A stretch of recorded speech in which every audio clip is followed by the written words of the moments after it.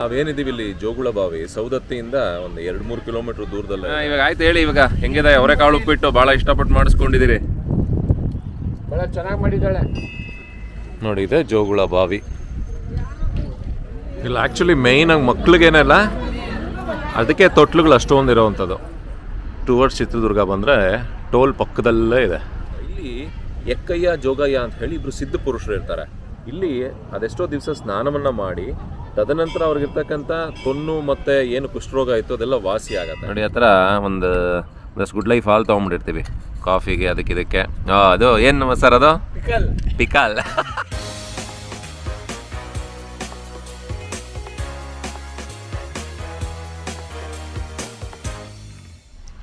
ನೋಡಿ, ಇಲ್ಲಿದೆ ಬೃಹತ್ತಾದಂಥ ಸಾಯಿಬಾಬನ ದೇವಸ್ಥಾನ, ಸಾಯಿಬಾಬನ ವಿಗ್ರಹ. ಸೇಮೆಲ್ಲ ಇಲ್ಲಿ ಒಳಗಡೆ ದೇವಸ್ಥಾನ ಬರುತ್ತೆ, ಇನ್ನು ರೆಡಿ ಆಗ್ತಾ ಇದೆ. ಇದೆಲ್ಲ ನ್ಯಾಚುರಲ್ ಆಗಿ ಬಂಡೆ ಫಿನಿಶಿಂಗ್ ಥರ ಮಾಡಿದ್ದಾರೆ ನೋಡಿ. ಈ ಟರ್ನ್ ಆಗಿದ ತಕ್ಷಣವೇ ನೀವು ಹಿರಿಯೂರು ಬಿಟ್ಟಾದಮೇಲೆ ಟುವರ್ಡ್ಸ್ ಚಿತ್ರದುರ್ಗ ಬಂದರೆ ಟೋಲ್ ಪಕ್ಕದಲ್ಲೇ ಇದೆ.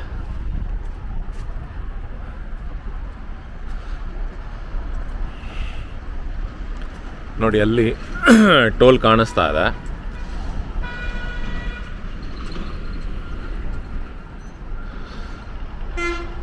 ನೋಡಿ, ಇಲ್ಲಿದೆ ನೋಡಿ ಸಾಯಿಬಾಬನ ವಿಗ್ರಹ. ಸ್ನೇಹಿತರೆ, ನಮ್ಮ ಕನಕಪುರ ಟು ಶಿರ್ಡಿ 2ನೇ ದಿನದ ಪ್ರಯಾಣ. ಸಾಯಿಬಾಬನ ದೇವಸ್ಥಾನದಲ್ಲಿ ಏನು ಹಾಲ್ಟ್ ಇದ್ವಿ, ಇಲ್ಲಿಂದ ಮತ್ತೆ ಪ್ರಾರಂಭ ಮಾಡ್ತಾ ಇದ್ದೀವಿ. ಕನಕಪುರ ಟು ಶಿರ್ಡಿ ಪ್ಲಸ್ ಅಷ್ಟವಿನಾಯಕ ದರ್ಶನ, ಒಂದಷ್ಟು ಶಿವಾಜಿ ಮಹಾರಾಜರು ಕೋಟೆಗಳ ನಮ್ಮ ಈ ಪ್ರಯಾಣದಲ್ಲಿ. ನೋಡಿ, ಭಗವಂತನ ಪ್ರೇರೇಪಣೆ ಹೇಗಿರುತ್ತೆ ಅಂತಂದರೆ, ಶಿರ್ಡಿಗೆ ಹೋಗ್ತಾ ಇರೋದು ಫಸ್ಟ್ ನೈಟ್ ನಾವು ಹಾಲ್ಟ್ ಇದ್ದೀವಿ ಸಾಯಿಬಾಬನ ಪಾದದ ಹತ್ರನೇ. ಇದು ಭಾಳ ಖುಷಿ ವಿಚಾರ. ಹಾಗೆ ಗುಯಿಲಾಳು ಚೆಕ್ ಪೋಸ್ಟ್ ಚೆಕ್ ಪೋಸ್ಟ್ ಅಲ್ಲ, ಇದು ಏನು ಹೇಳ್ತೀವಿ, ಟೋಲ್ ಇದೆ. ಸುಮಾರು ಹಿರಿಯೂರಿಂದ 12 ಕಿಲೋಮೀಟರ್ ದೂರದಲ್ಲೇ ಇಲ್ಲೇ ಪಕ್ಕದಲ್ಲಿರ್ತಕ್ಕಂಥ ಸಾಯಿಬಾಬಾ ದೇವಸ್ಥಾನ ಭಾಳ ವಿಶೇಷವಾಗಿದೆ. ಏನು ಸರ್, ಏನು ಮಾಡಿಸಿದ್ರಿ ಸರ್ ತಿಂಡಿಗೆ? ಅವರೆಕಾಳು ಉಪ್ಪಿಟ್ಟು.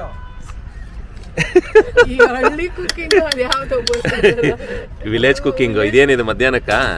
ಬರೀ ಒಗ್ಗರಣೆ ಹಾಕೊಂಡು ಇಟ್ಕೊಂಡು ಮೊಸರು ಕಲ್ಸ್ಕೊಳ್ಳೋದ? ಮೊಸರು ತಗೋಬೇಕಂಗಾರೆ. ಈಗ ತಿಂಡಿ ಮಾಡಿರೋದೇನೋ? ಇದು ಅವರೆಕಾಳು ಉಪ್ಪಿಟ್ಟ, ಅದು ರಸಾಯನ, ಬಾಳೆಹಣ್ಣೆಲ್ಲ ಮಾಗಿತ್ತು ಅಂತ. ಏನು ಸರ್ ಮಾಡಿಸಿದ್ದೀರಿ ಎಂದಿದ್ದು? ಅವರೆಕಾಳು ಉಪ್ಪಿಟ್ಟು. ವಿಲೇಜ್ ಕುಕ್ಕಿಯಲ್ಲಿ ಇವತ್ತೇನು ಅವರೆಕಾಳು ಉಪ್ಪಿಟ್ಟು ರಸಾಯನ. ಏನ್ ಸರ್? ಮಧ್ಯಾಹ್ನಕ್ಕೆ ಮೊಸರನ್ನ ಊಟ. ಅವ್ರ ಹಂಗೆ ವಿಲೇಜ್ ಕುಕಿಂಗ್ ಚಾನಲ್ ಅಲ್ಲಿ ಏನ್ ಹೇಳ್ತಾರೆ ಗೊತ್ತಾ? ಕರ್ಬೇ ಸೊಪ್ಪು, ಒಂದಿಡಿ ಎಣ್ಣೆ, ಅದೇನೇನೋ ಹೇಳ್ತಾರೆ ನೋಡಿ. ಅದೊಂಥರ ಪೋರ್ಟಬಲ್ ಒಂದು ಸಿಲಿಂಡರ್ ಇಟ್ಕೊಂಡಿರ್ತೀವಿ, ಅದ್ರ ಜೊತೆಗೆ ಇನ್ನೂ ಒಂದು ಸ್ಟವ್ ಇಟ್ಕೊಂಡಿರ್ತೀನಿ ಈ ಸಣ್ಣ ಪುಟ್ಟ ಬಿಸಿ ಮಾಡ್ಕೊಳ್ಳೋಕ್ಕೆ. ಸಾಯಿನ ಸರ್ವಿಂಗ್ ನಡೀತಾ ಇದೆ. ಹಂಗೆ ಗುಡ್ ಲೈಫ್ ಹಾಲು ತೋರಿಸಿ ಸರ್ ಅಲ್ಲಿ. ನೋಡಿ, ಆ ಥರ ಒಂದಷ್ಟು ಗುಡ್ ಲೈಫ್ ಹಾಲು ತೊಗೊಂಬಿಟ್ಟಿರ್ತೀವಿ ಕಾಫಿಗೆ, ಅದಕ್ಕೆ. ಅದು ಏನು ಸರ್ ಅದು? ಪಿಕಲ್. ಓಕೆ, ಅದು ಯಾರಿಗದು? 4 ತಟ್ಟೆ ಅಲ್ಲ ಕಣೆ, ಆ ಸೈಜ್ ಇನ್ನೊಂದು 2 ತಟ್ಟೆ ತೊಗೊಂಡಿರಿ ಅಂತ ತಲೆ ಮೇಲೆ ಹೊರಬೇಕಿತ್ತಾನೆ. ನಿನ್ನ ತಲೆ ನೀನು ಪ್ಯಾಕಿಂಗ್ ಮಾಡಕ್ಕೆ ದೊಡ್ಡ ಬರ್ತದೆ ನಿನಗೆ.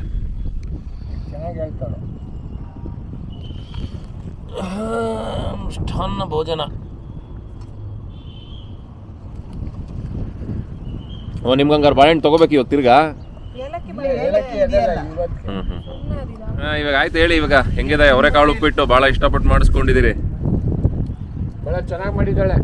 ರುಚಿ ಹೆಂಗಿದೆ ಹೇಳ್ಬೇಕು? ಉಪ್ಪು ಖಾರ ಎಲ್ಲ ಚೆನ್ನಾಗಿದೆ. ಸೂಪರಾ? ಸುಮ್ಮನೆ ಹೇಳ್ಬೇಡಿ ವಿಡಿಯೋಗೆ. ಇಲ್ಲ ಸುಮ್ಮನೆ ಎಲ್ಲ ಹೇಳಕ್ಕಾಗದು. ತಿಂತಾ ಇದ್ದೀವಿ ನೋಡಿ. ಆಯ್ತು, ತಿಂತಾ ಇದೀವಿ ನೋಡಿ ಅಂತ. ಸ್ನೇಹಿತರೆ, ಬಿಸಿ ಬಿಸಿ ಉಪ್ಪಿಟ್ಟು, ಈ ಗಾಳಿ ಬೀಸ್ತಾ ಇರೋದಕ್ಕೂ ಈ ಚಳಿಗೂ ವೆದರ್ಗೆ ಅವರೆಕಾಳು ಉಪ್ಪಿಟ್ಟು ಸಖತ್ತಾಗಿದೆ.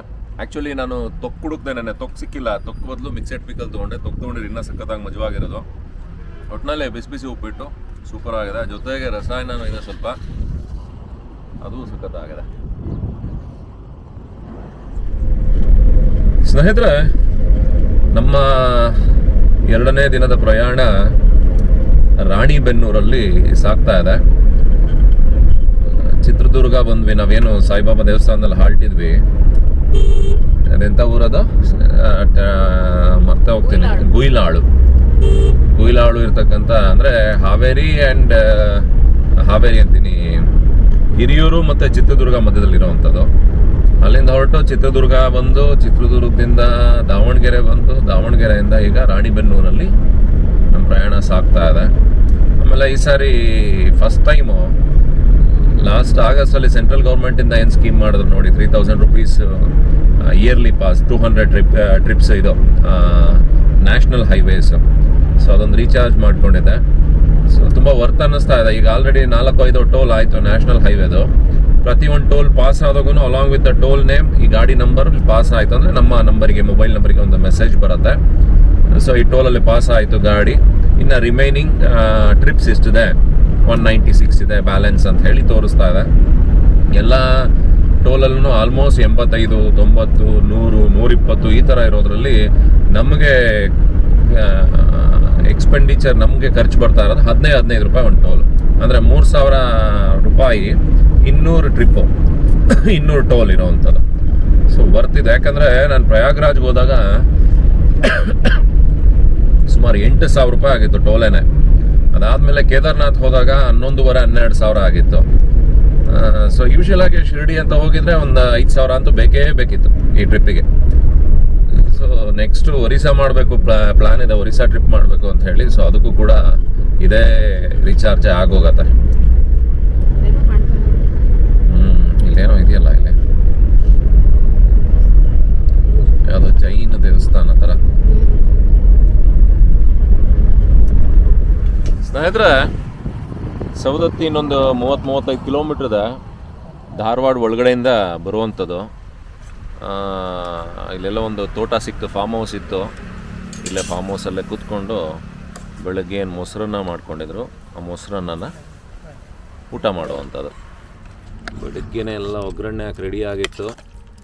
ಮೊಸರು ತೊಗೊಂಡ್ವಿ, ಅಲ್ಲಿ ಮೊಸರು ತೊಗೊಂಡು ಕಲ್ಸ್ಕೊಂಡು ತಿನ್ನೋದು. ಸರ್ ಹೇಗಿದೆ ಸರ್ ಮೊಸರನ್ನ? ಇನ್ನು ತಿಂದೇ ಇಲ್ಲ. ಸರಿಯಾಗಿದೆ ಸರ್. ಉಪ್ಪಿನಕಾಯಿ ಮಿಕ್ಸ್ ಚೆನ್ನಾಗಿದೆಯಾ? ಅಲ್ಲಿ ಮಿಕ್ಸ್ಚರ್ ಐತಲ್ಲ, ಹಚ್ಕೊಳ್ಳಿ ಮುಂದೆ ಖಾರ ಸಾಕು. ಉಪ್ಪಿನಕಾಯಿ ಇದೆಯಲ್ಲ.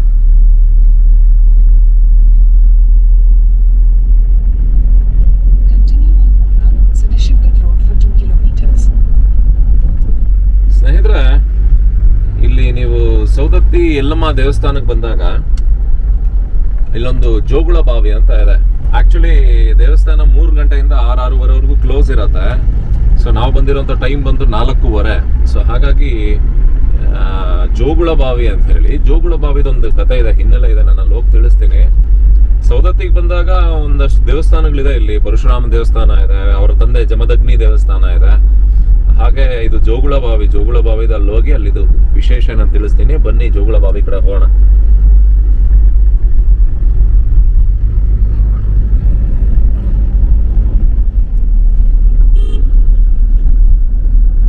ಯಲ್ಲಮ್ಮನ ದೇವಸ್ಥಾನನ ಇಲ್ಲಿ ಯಲ್ಲಮ್ಮನ ಗುಡ್ಡ ಅಂತಾರೆ. ಯಲ್ಲಮ್ಮನ ಗುಡ್ಡಕ್ಕೆ ಹೊಂಟಿರೇನ್ರಿ ಅಂತ.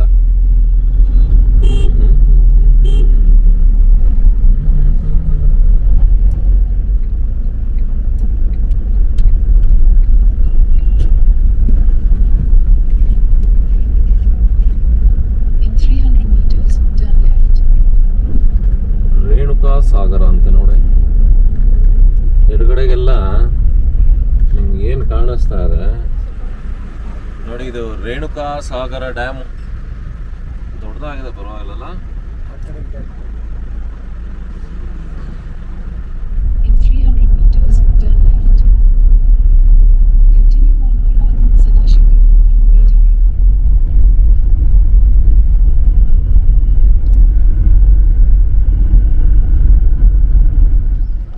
ನೋಡಿ, ಇದು ಜೋಗುಳ ಬಾವಿ ಏನಿದೆ, ಭಾಳ ವಿಶಾಲವಾಗಿ ಮಾಡಿದ್ದಾರೆ. ಏನು ತುಂಬ ಜನ ಬರ್ತಾರೆ ನಾವು, ಸ್ನಾನ ಗೃಹಗಳು, ವಾಶ್ರೂಮ್ಸ್ ಎಲ್ಲ ತುಂಬ ದೊಡ್ಡದಾಗಿದೆ. ನೋಡಿ, ಇದು ಮೈನ್ ರೋಡ್. ಇಲ್ಲೇ ನಿಲ್ಲಿಸಿ ಇಲ್ಲೇ ಇಳಿದು ಹೋಗ್ಬೋದು, ಇಲ್ಲೇ ಇಳಿದು ಬರ್ಬೋದು ಇಲ್ಲಿಗೆ. ಅಲ್ಲಿಂದ ಬಳಸ್ಕೊಂಡು ಒಂದು 200 ಮೀಟ್ರ್ ಹೋಗಿ ಇಲ್ಲಿಂದ ಬರಬೇಕಾಗತ್ತೆ. ಇಲ್ಲಿ ಪಾರ್ಕಿಂಗ್ ಪೇ ಮಾಡಬೇಕಾಗತ್ತೆ ಅಷ್ಟೇ. ಜೋಗುಳ ಬಾವಿ.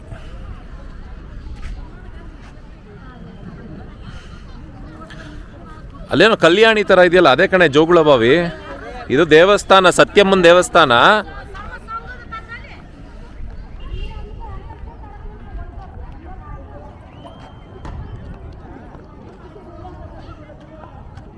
ಇದು ಸತ್ಯಮ್ಮ ದೇವಸ್ಥಾನ ಏನೋ, ಅಲ್ಲಿತ್ತು ಬೋರ್ಡು.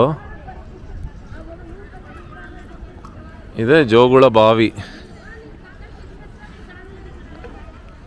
ಏನೇನೋ ಆಚರಣೆಗಳಿರುತ್ತೆ ಇಲ್ಲಿ ನೋಡಿ. ಇಲ್ಲೇನೋ ಮನೆಯಿಂದ ಬಂದೆಲ್ಲ ಪೂಜೆಗಳು ಮಾಡ್ತಾ ಇದ್ದಾರೆ, ಅರಿಶಿಣಗಳು ಹಾಕ್ಕೊಂಡು.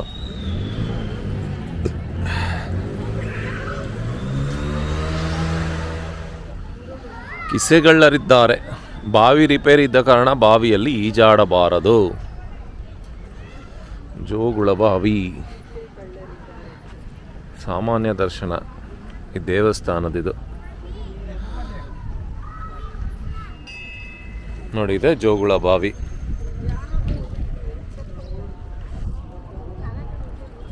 ಏನಾದರೂ ಜನ ಗಲೀಜು ಮಾಡಾಕ್ಬಿಡ್ತಾರೆ ಕಣೆ. ಇಲ್ಲಿ ಜನ ಕಮ್ಮಿ ಇರೋದಕ್ಕೆ ಇವತ್ತು ಯಾರೂ ಕೂತಿಲ್ಲ. ಇಲ್ಲಿ ಎಲ್ಲ ಜೋಗಮ್ದಿರು ಕೂತಿರ್ತಾರೆ. ಇಲ್ಲಿ ಎಲ್ಲಮ್ಮನ್ನ ಫೋಟೋ ಇಟ್ಕೊಂಡು.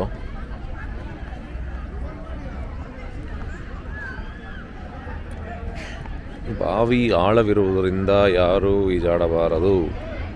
ನೋಡಿ, ಎಲ್ಲ ಬಟ್ಟೆಗಳನ್ನು ಎಲ್ಲ ಅಲ್ಲಂದ್ರಲ್ಲೇ ಬಿಟ್ಬಿಟ್ಟು ಹೋಗ್ಬಿಡ್ತಾರೆ ನಮ್ಮ ಜನ. ಅದು ಯಾವ ಕಲಿತಾರೋ ಏನೋ. ನೋಡಿ, ಇಲ್ಲಿ ಜೋಗುಳ ಬಾವಿ ಹತ್ರ ಸತ್ಯಮ್ಮ ದೇವಿ ದೇವಸ್ಥಾನ.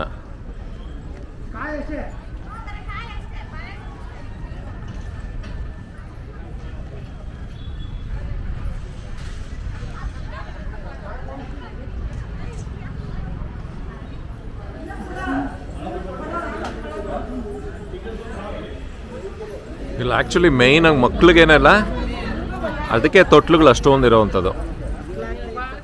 ಸ್ನೇಹಿತರೆ, ನಾವೇನಿದ್ದೀವಿ ಇಲ್ಲಿ ಜೋಗುಳ ಬಾವಿ ಸೌದತ್ತಿಯಿಂದ ಒಂದು 2-3 ಕಿಲೋಮೀಟ್ರ್ ದೂರದಲ್ಲೇ ಇದೆ. ಇಲ್ಲಿದು ವಿಶೇಷ ಏನು ಅಂತ ಹೇಳಿದ್ರೆ, ಈ ಜೋಗುಳ ಬಾವಿನಲ್ಲಿ ಎಲ್ಲಮ್ಮನವ್ರು ಬಂದು ಸ್ನಾನ ಮಾಡ್ತಾರೆ. ಏನಕ್ಕೋಸ್ಕರ ಸ್ನಾನ ಮಾಡ್ತಾರೆ ಅಂತ ಹೇಳಿದ್ರೆ, ಅದಕ್ಕೊಂದು ಸಣ್ಣ ಕಥೆ ಇದೆ ಪುರಾಣಗಳ ಪ್ರಕಾರ. ಅಂದರೆ ಪರಶುರಾಮರ ಅವತಾರ ಆಗಿರ್ತಕ್ಕಂಥ ವಿಷ್ಣು ಏನು ಪರಶುರಾಮರ ಅವತಾರ ಆಗಿರ್ತಾರೆ, ಅವರ ತಾಯಿ ಬಂದು ಎಲ್ಲಮ್ಮ, ರೇಣುಕಾ ಎಲ್ಲಮ್ಮ. ಹಾಗೆ ಅವರ ತಂದೆ ಬಂದು ಜಮದಗ್ನಿ. ಅವರು ಎಷ್ಟು ಪಾವಿತ್ರತೆ ಅಂದರೆ, ಯಾರು ರೇಣುಕಾ ಎಲ್ಲಮ್ಮನವರು, ಅವರು ಪ್ರತಿನಿತ್ಯ ಆಶ್ರಮಕ್ಕೆ, ಜಮದಗ್ನಿ ಆಶ್ರಮಕ್ಕೆ ಹಾವನ್ನು ಸಿಂಬಿ ಮಾಡಿಕೊಂಡು ಮರಳಲ್ಲಿ ಮಡಿಕೆ ಮಾಡಿ ಅದರಲ್ಲಿ ನೀರು ತುಂಬಿಸ್ಕೊಂಡು ಹೋಗ್ತಾ ಇರ್ತಾರೆ. ಅಂದರೆ ಅಷ್ಟೊಂದು ಪತಿವ್ರತೆ ಅಂತ ಹೇಳಿ ಅದನ್ನು ರೆಫರ್ ಮಾಡತ್ತದು. ಸೊ ಒಂದು ಸಾರಿ ಏನಾಗತ್ತೆ, ಅವರು ನೀರು ತುಂಬಿಕೊಳ್ಬೇಕಾದ್ರೆ ಏನಾಗತ್ತೆ, ಆಕಾಶದಲ್ಲಿ ದೇವತೆಗಳು ಸರಸಸಲ್ಲಾಪ ನೀರಲ್ಲಿ ರಿಫ್ಲೆಕ್ಟ್ ಆಗತ್ತೆ. ಅದನ್ನು ನೋಡಿ ಮೋಹಿತಗೊಳ್ತಾರೆ ಅವರು. ಅದಕ್ಕೆ ದಿವ್ಯ ದೃಷ್ಟಿಯಿಂದ ಗೊತ್ತಾದಂಥ ಜಮದಗ್ನಿ ಅವರಿಗೆ ಶಾಪವನ್ನು ಕೊಡ್ತಾರೆ. ನೀನು ಇವತ್ತು ನಿನ್ನ ಪತಿವ್ರತೆಯನ್ನು ಕಳ್ಕೊಂಡೆ ಅಂತ ಹೇಳಿ. ನೋಡಿ, ಬರೀ ನೋಡಿದ್ದಕ್ಕೆ, ಅದನ್ನು ಆಸೆ ಪಟ್ಟಿದ್ದಕ್ಕೇ ಎಷ್ಟು ನಮ್ಮ ಸನಾತನ ಧರ್ಮಗಳಲ್ಲಿ, ನಮ್ಮ ಹಿಂದೂ ಧರ್ಮದಲ್ಲಿ ಎಷ್ಟು ಪತಿವ್ರತೆಗೆ ಎಷ್ಟೊಂದು ಉನ್ನತವಾದ ಸ್ಥಾನ ಕೊಟ್ಟಿದ್ದಾರೆ ಅಂತ ಹೇಳಿ. ಸೊ ಹಾಗಾಗಿ ಏನು ಮಾಡ್ತಾರೆ, ಶಾಪವನ್ನು ಕೊಡ್ತಾರೆ. ಶಾಪವನ್ನು ಕೊಟ್ಟ ಮೇಲೆ ಅವರಿಗೆ ಕುಷ್ಠರೋಗ ಬರುತ್ತೆ, ಚರ್ಮ ಕಾಯಿಲೆ ಬರುತ್ತೆ. ಸೊ ಅವಾಗ ಅವ್ರು ಬರೋದೇ ಇಲ್ಲಿಗೆ ಬಂದು ಇಲ್ಲಿ ಇಬ್ಬರು ಸಿದ್ಧ ಪುರುಷರು ಇರ್ತಾರೆ. ಇಲ್ಲಿ ಎಕ್ಕಯ್ಯ ಜೋಗಯ್ಯ ಅಂತ ಹೇಳಿ ಇಬ್ಬರು ಸಿದ್ಧ ಪುರುಷರು ಇರ್ತಾರೆ.